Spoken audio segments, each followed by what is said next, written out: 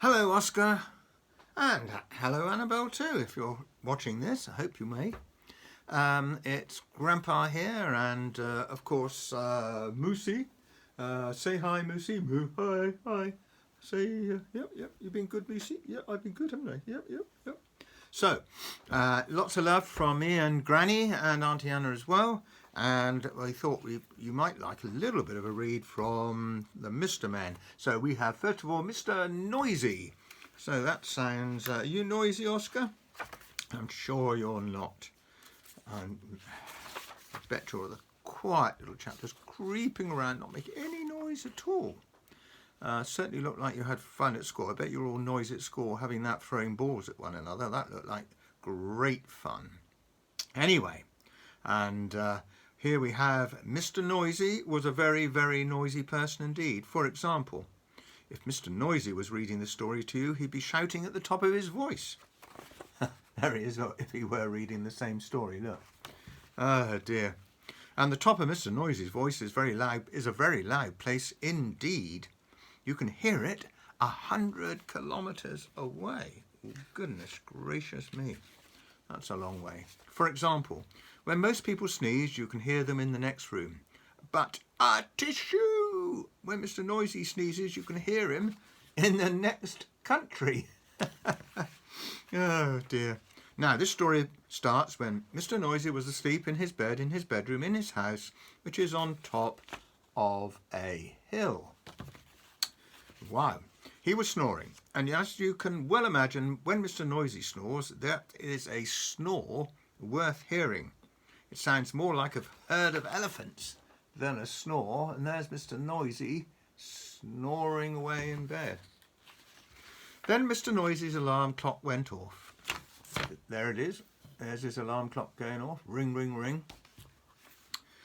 Mr. Noisy's alarm clock sounds like no other alarm clock in the world. It sounds more like a fire engine. Mr. Noisy woke up, and so did all the people who lived in Wobbletown, which is at the bottom of Mr. Noisy's hill. Fancy living in a town called Wobbletown, Oscar. Later that day, Mr. Noisy decided he had to go shopping. He went out of his house, shutting the door behind him. Bang! There is his door. Look, it's going to fall off the hinges, I expect.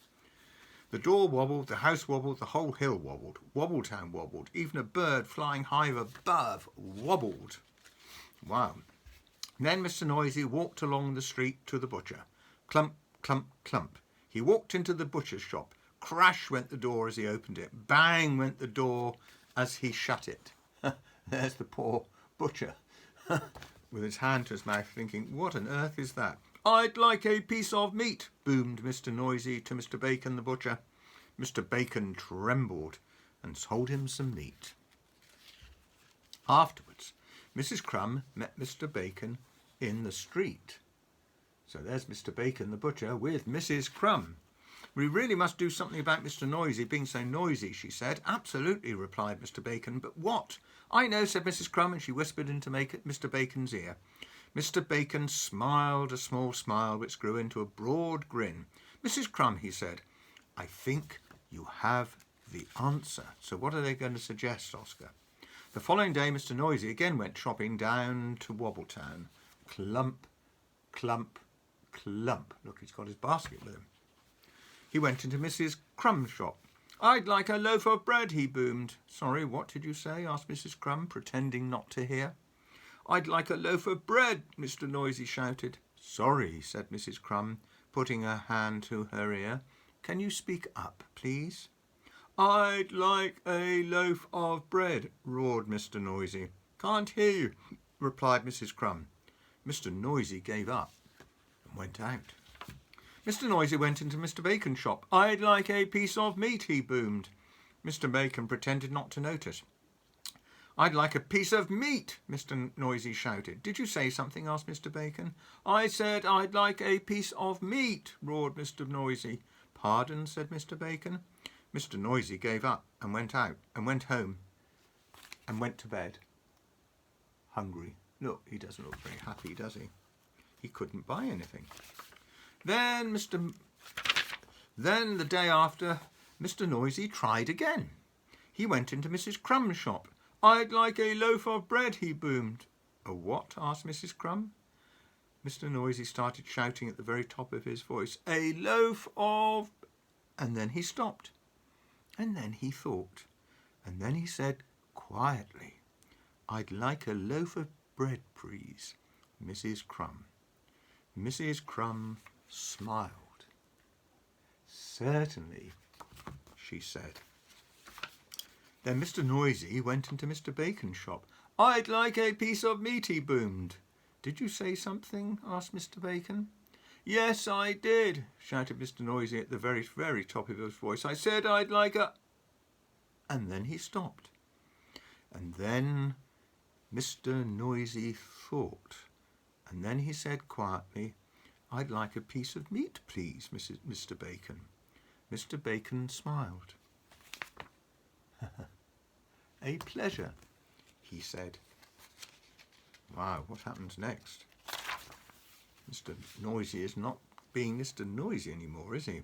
So carrying his bread and his meat, Mr. Noisy set off home up the hill. Clump, clump, clump. Look at the little worm coming out, wondering what's going on. Then he stopped, then he thought, and then do you know what he did? He tiptoed. Look at Mr. Noisy tiptoeing. He tiptoed. A tiptoe was something Mr. Noisy had never tried before. It was fun. Can you tiptoe, Oscar, on your feet without falling over? Expect you can. Mr. Noisy arrived at his front door. He put out his hand to open the door, and then he stopped, and then he thought, and then do you know what he did? He opened the door very quietly. He stepped inside, and then he shut the door very gently. Quietly and gently were two things Mr. Noisy had never tried before either. That was fun too. So there he is, sitting down in his armchair at home, being very happy indeed because he hadn't been noisy. And you know something? From then until now, Mr. Noisy isn't anything like as noisy as he used to be. And you know something else? The people of Wobbletown are delighted, especially Mrs. Crumb and Mr. Bacon. See how happy they are. And you know something else? Mr. Noisy has learned how to whisper. Can you whisper as well, Oscar? I expect you can. That was a nice story of Mr. Noisy, wasn't it? Now, a story about Mr. Small. That should be fun too. So, let's open the first page. I will open it when my poor fingers and thumbs can open it. Mr. Small lived in a small house underneath a daisy at the bottom of Mr. Robinson's garden. It was a very nice house, although very tiny, and it suited Mr. Small very well indeed. He liked living there. Oh, that's fun, isn't it? And here's the house. Tiny house under the flower. Now, this story is all about the time Mr. Small decided to get a job. The trouble was, what sort of job could Mr. Small do? After all, there aren't that many small jobs. Mr. Small had thought about it for a long time, but hadn't any ideas, not one. He was thinking about it now while he was having lunch. He was having half a pea, 1 crumb, and a drop of lemonade. There's Mr. Small having his lunch, smiling away. A very small lunch it is too. Mr. Small thought and thought while he was eating his big lunch, but it was no use. Thinking just made him thirsty, so he had another drop of lemonade. I know, he thought to himself, after lunch I'll go and see Mr. Robinson and ask for his advice. So after lunch he left his house and walked to Mr. Robinson's house at the top of the garden. It was quite a long walk for somebody as small as Mr. Small, and halfway there he stopped for a rest. He sat on a pebble, feeling quite out of breath. So that shows you how small he is, because that's just a pebble. He was small. A worm crawled by and stopped. Good afternoon, Mr. Small, said the worm. There's the worm. Good afternoon, Walter, said Mr. Small to the worm, who he knew quite well. Out for a walk, are you? asked Walter. Going to see Mr. Robinson, replied Mr. Small. Oh, said Walter. About a job, added Mr. Small. Oh, said Walter the worm again, and crawled off.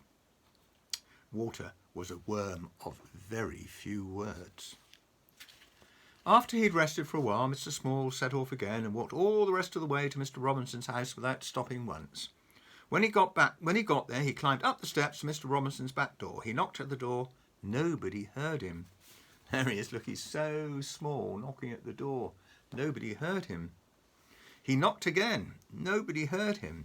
The trouble was, you see, that if you're as small as Mr. Small, you don't have a very loud knock. Mr. Small looked up.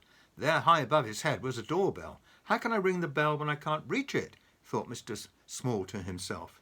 He started to climb up the wall, brick by brick, to reach the bell. He had climbed up 4 bricks when he made the mistake of looking down. Oh dear, he said, and fell. Oh no, there he is falling. Oh, bang! Ouch, said Mr. Small, rubbing his head. Just then Mr. Small heard footsteps. It was the postman. The postman came to the door, posted his letters, and was just about to leave when he heard a voice. Hello, said the voice. The postman looked down. Hello, he said to Mr. Small. Who are you? I'm Mr. Small, said Mr. Small. Will you ring the bell for me? So look, there's the postman looking down at Mr. Small. Wow.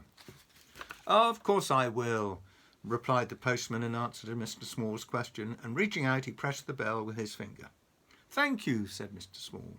My pleasure, said the postman, and off he went. Mr. Small heard footsteps coming to the door. The door opened. Oh dear, look, there's these huge shoes and feet there, aren't there, Oscar? And Mr. Small's so tiny. He's a tiny little chap. I've come to ask your advice, said Mr. Small to Mr. Robinson. Well, said... Oh, sorry, I've missed a page. Mr. Robinson opened the door and looked out. That's funny, he said. I'm sure I heard somebody ring the bell. He was about to shut the door when he heard a little voice. Hello, said the voice. Hello, Mr. Robinson. Mr. Robinson looked down and down. Hello, he said there. What are you doing here? So one big foot there of Mr. Robinson and one tiny Mr. Small. I've come to ask your advice, said Mr. Small to Mr. Robinson. Well, said Mr. Robinson, you better come in and have a talk. Mr. Small followed Mr. Robinson into the house and perched on the arm of Mr. Robinson's favourite chair. He told him how he couldn't think of a job that he could do. Mr. Robinson sipped a cup of tea and listened. Now, you've got to look carefully there, Oscar, to see Mr. Small sat just by Mr. Robinson's hand on the arm of the chair. Wow, he is that tiny. So you see, Mr. Small explained, how difficult it is. Yes, I can see that, said Mr. Robinson, but leave it to me. Mr. Robinson knew a lot of people. Mr. Robinson knew somebody who worked in a restaurant and arranged for Mr. Small to work there, putting mustard into mustard pots. But Mr. Small kept falling into the pots and getting covered in mustard. No, it's covered in mustard. So he left that job. Mr. Robinson knew somebody who worked in a sweet shop and arranged for Mr. Small to work there, serving sweets, but Mr. Small kept falling into the sweet jars. There he is. So he left that job. Mr. Robinson knew somebody who worked in a place where they made matches and arranged for Mr. Small to work there, packing matches into boxes. But Mr. Small kept getting shut in the boxes with the matches. There he is with the matches. So he left that job. Mr. Robinson knew somebody who worked on a farm and arranged for Mr. Small to work there, sorting out the brown eggs from the white eggs. But Mr. Small kept getting trapped by the eggs. So he left that job. There he is, stuck in the eggs. Oh no, what happened? What are we going to do with you, Mr. Robinson asked Mr. Small one evening. Don't know, said Mr. Small in a small voice. I've got one more idea, said Mr. Robinson. I know somebody who writes children's books. Perhaps you could work for him. So, the following day, Mr. Robinson took Mr. Small to meet the man who wrote children's books. Can I work for you, Mr. Small asked the man. Yes, you can, replied the man. Pass me that pencil and tell me all about the jobs you've been doing. Then I'll write a book about it. I'll call it Mr. Small, he added. But children don't want to read a book all about me, explained Mr. Small. Yes, they will, replied the man. They'll like it very much indeed. And there he is passing the pencil. And of course, as we all know, you did, Oscar, didn't you? You enjoyed it, didn't you?